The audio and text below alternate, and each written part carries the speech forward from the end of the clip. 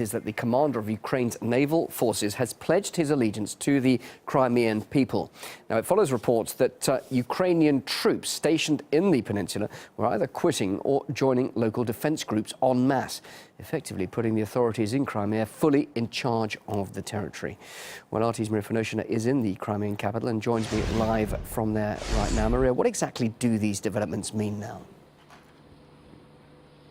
Well, Bill, on Sunday, the commander of Ukraine's naval forces indeed pledged his allegiance to Crimea's people, swearing to strictly comply with the orders to the supreme commander of the autonomous region. Mr. Berezovsky was appointed to this post earlier on Saturday by the country's new authorities after previous commander had resigned.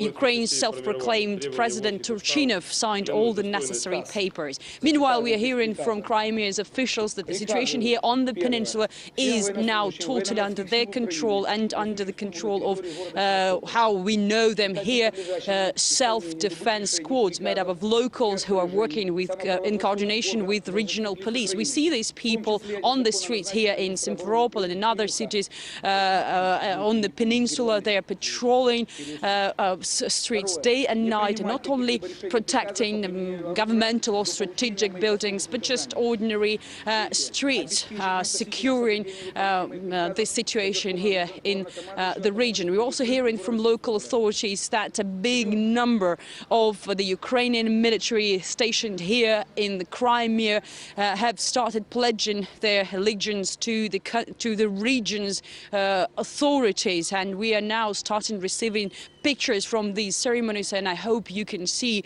these pictures right now. Let's now listen to Crimea's Prime Minister, what he has to say about the latest developments here in the region. Today, on March 2nd, 2014, I have issued an order. I hereby order none of the Ukrainian naval forces stationed in Sevastopol should obey any decisions or orders given by the self-proclaimed authorities of Ukraine, including those of the illegally appointed defence minister. They must not obey any orders to use arms until my special instruction. They should comply hard and fast with orders issued by me as the Commander-in-Chief of the Autonomous Republic of Crimea and the city of Sevastopol.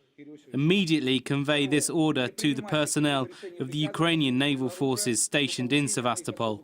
I'd like to thank all the officers who've chosen to obey the orders of the legitimate authorities. This is a truly historic day.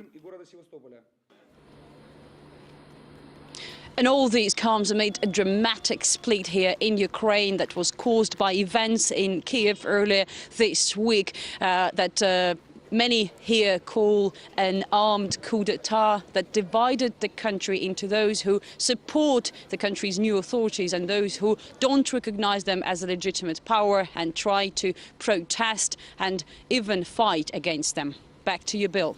Maria, thanks very much indeed there. That's Maria Finoshina there in Crimea's capital.